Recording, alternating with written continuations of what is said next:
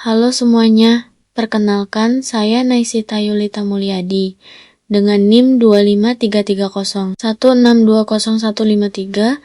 Saya akan membahas materi glikolisis dan gluconeogenesis. Pengertian glikolisis. Glikolisis adalah jalur metabolik anaerobik yang memecah glukosa menjadi pirufat, menghasilkan ATP dan ADH.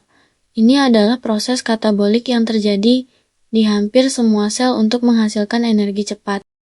Sedangkan gluconeogenesis adalah jalur metabolik anabolik yang mensintesis glukosa dari prekursor non-karbohidrat seperti laktat, pirufat, gliserol, dan asam amino. Proses ini membalikkan beberapa langkah glikolisis, tetapi dengan enzim unik untuk menghindari pemborosan energi. Adapun lokasi terjadinya di glikolisis terjadi di sitoplasma seluruh sel, misalnya sel otot, eritrosit, dan hati. Gluconeogenesis terjadi terutama di sitoplasma hati dan ginjal dengan beberapa langkah di mitokondria. Adapun tujuan dan fungsinya, glikolisis bertujuan untuk menghasilkan energi cepat dalam bentuk ATP dari pemecahan glukosa menjadi pirufat. Ini penting untuk sel-sel yang membutuhkan energi anaerobik, seperti sel otot selama latihan intensif, atau sel darah merah yang tidak memiliki mitokondria.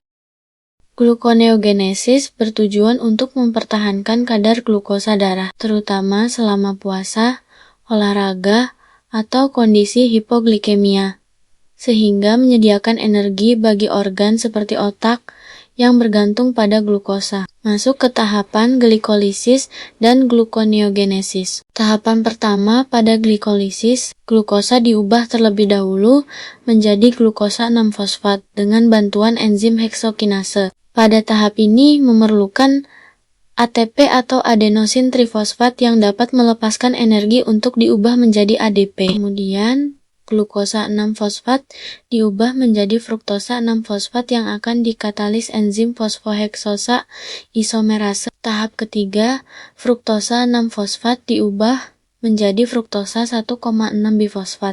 Pada reaksi ini akan dikatalisis oleh enzim fosfofruktokinase dan membutuhkan energi dalam bentuk ATP. Selanjutnya, 1,6-bifosfat yang mempunyai 6 atom C dipecah menjadi gliserildehid 3-fosfat yang memiliki 3 atom C, serta dihidroksil aseton fosfat, yang mana proses reaksi yang terjadi dikatalisis oleh enzim aldolase.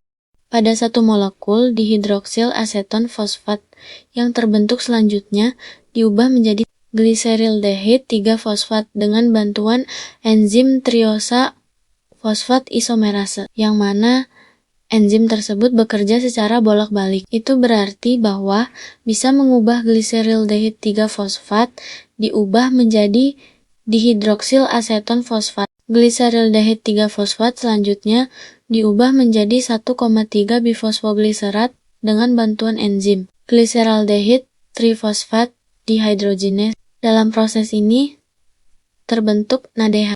Lalu 1,3-bifosfogliserat diubah menjadi 3-fosfogliserat dengan bantuan enzim fosfogliserat kinase. Energi yang dilepaskan dalam reaksi ini dalam bentuk ATP. Selanjutnya, 3-fosfogliserat tersebut diubah menjadi 2-fosfogliserat dengan bantuan enzim fosfogliserat mutase. 2-fosfogliserat tersebut selanjutnya diubah menjadi fosfonol pirufat dengan bantuan enzim enolase. Fosfonol pirufat yang dihasilkan selanjutnya diubah menjadi pirufat yang akan dikatalisis enzim pirufat kinase. Dalam tahap yang ini juga dihasilkan ATP. Lanjut ke tahapan gluconeogenesis. Tahap ini hanya berbanding terbalik dengan tahapan glikolisis. Pirufat menjadi oksaloasetat. Dengan enzim pirufat karboksilase bypass untuk pirufat kinase menggunakan ATP dan CO2. Selanjutnya, oksaloasetat menjadi fosfoenol pirufat dengan enzim PEP karboksikinase bypass kedua menggunakan GTP. Tahap ketiga PEP menjadi 2-fosfogliserat 2-PG dengan enzim enolase reversibel dari glikolisis. Kemudian 2PG menjadi 3-fosfogliserat dengan enzim fosfogliserat mutase. Tahap kelima, 3PG menjadi 1,3 bifosfogliserat, 1,3 BPG dengan enzim fosfogliserat, kinase fosforilasi substrat reversibel, menghasilkan ETP. Kemudian 1,3 BPG menjadi gliseraldehida 3-fosfat. Tahap ketujuh, GAP menjadi fruktosa 1, 6 bifosfat. Kombinasi reversibel dari 2 GAP menjadi fruktosa 1, 6 bifosfat. Tahapan ke-8 fruktosa 1,6 bifosfat menjadi fruktosa 6 fosfat dengan enzim fruktosa 1,6 bifosfatase. Tahapan terakhir fruktosa 6 fosfat menjadi glukosa 6-fosfat dengan enzim fosfoglukosa isomerase dan glukosa 6-fosfatase, isomerisasi, dan hidrolisis fosfat, menghasilkan glukosa bebas. Inilah perbedaan utama antar glikolisis dan gluconeogenesis. Pembahasan terakhir mengenai hubungan bolak-balik.